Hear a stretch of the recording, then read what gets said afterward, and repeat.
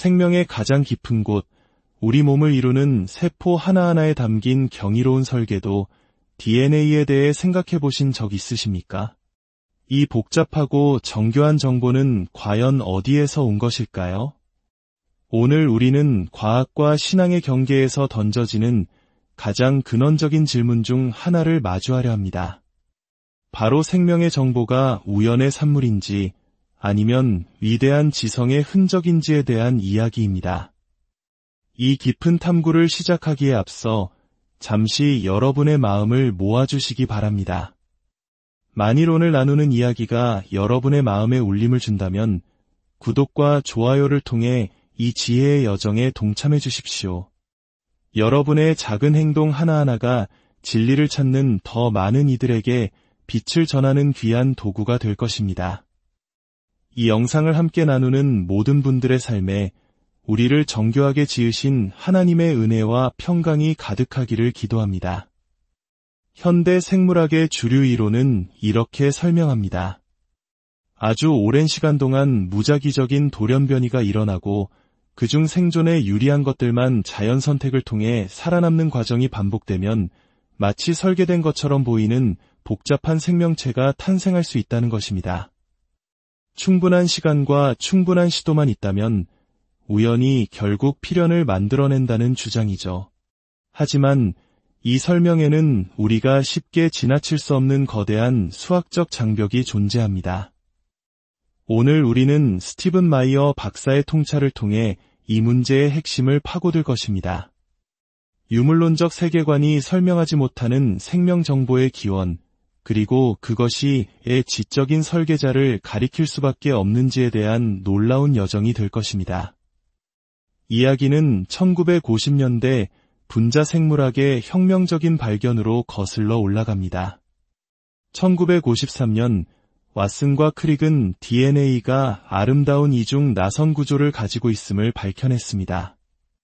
그리고 몇 년 뒤 크릭은 제2차 세계대전에서 암호해독가로 활동했던 자신의 경험을 바탕으로 서열가설이라는 획기적인 아이디어를 제시합니다. 그는 DNA 나선 안쪽에 배열된 4가지 화학염기들이 단순한 화학물질이 아니라 마치 우리가 사용하는 언어의 알파벳 문자처럼 기능한다는 사실을 깨달았습니다. 오늘날 우리에게 익숙한 컴퓨터 소프트웨어 코드의 0과 1처럼 말이죠. 중요한 것은 그 염기들의 물리적, 화학적 특성이 아니라 바로 그 배열 순서였습니다.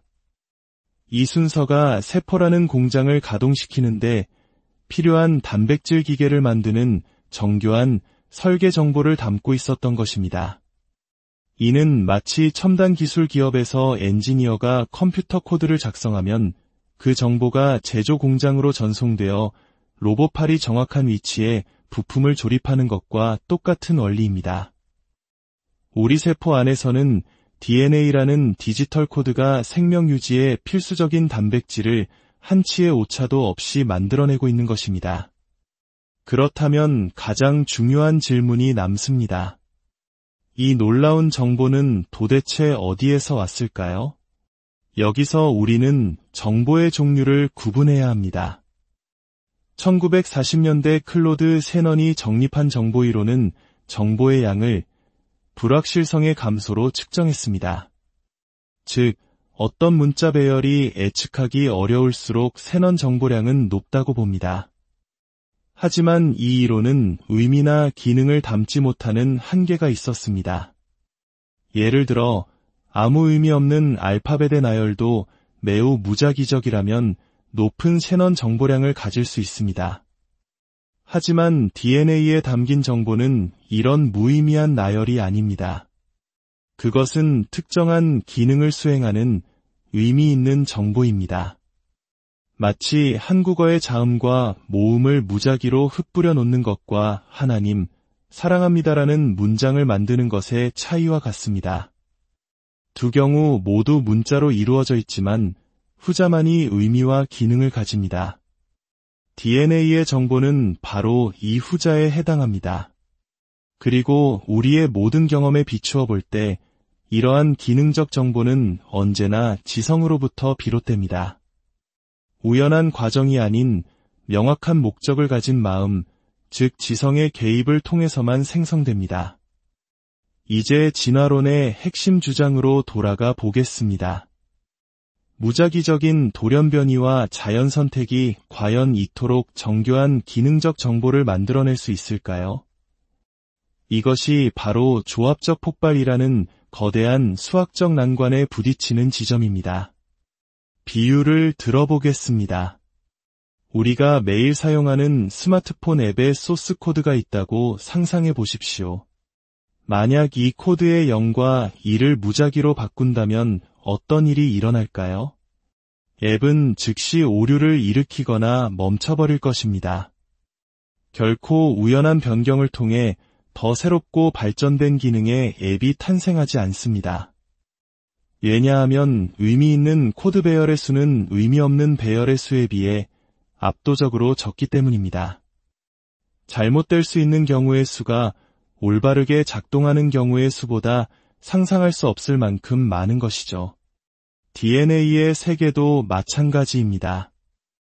케임브리지 대학에서 오랫동안 분자생물학을 연구한 과학자 더글러스 X는 이 문제를 정량적으로 계산했습니다.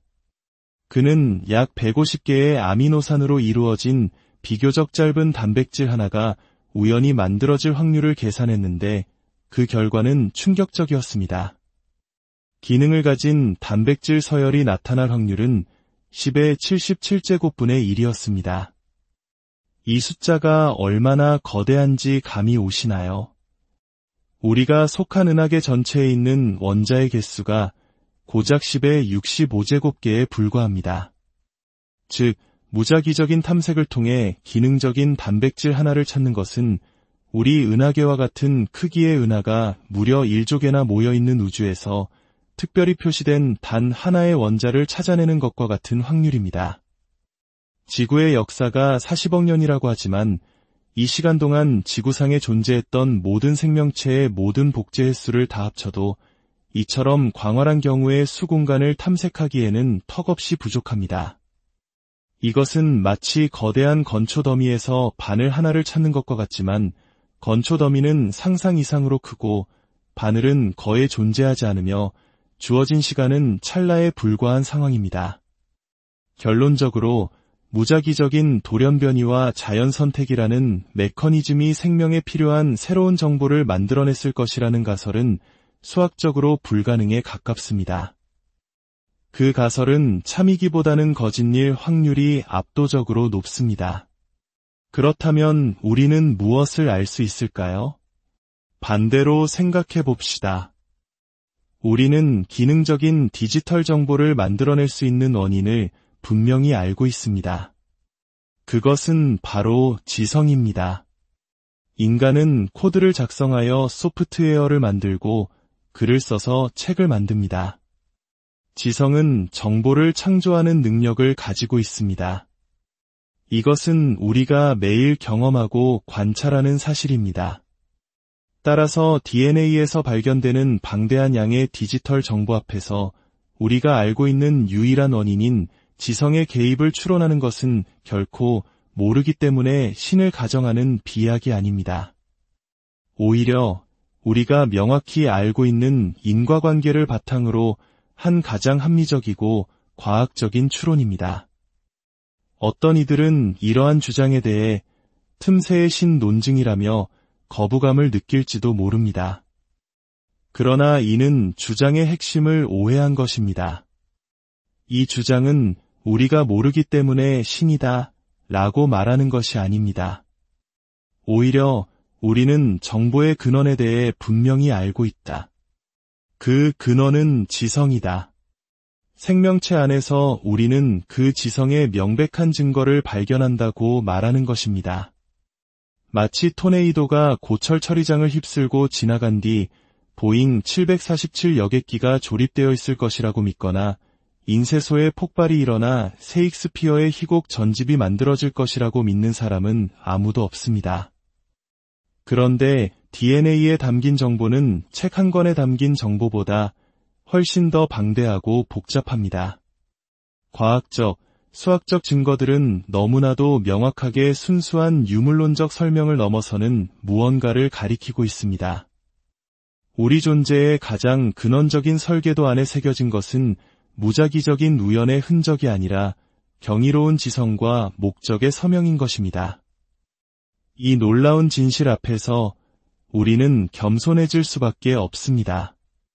우리는 그저 우연히 떠도는 먼지 같은 존재가 아니라 한치의 오차도 없이 정교하게 설계된 걸작품입니다. 여러분의 세포 하나하나에 담긴 이 신비로운 정보를 통해 여러분을 얼마나 세밀하고 사랑스럽게 지으셨을 창조주 하나님의 손길을 느껴보시기 바랍니다. 오늘의 이야기가 여러분의 삶에 새로운 눈을 뜨게 하는 계기가 되었기를 소망합니다.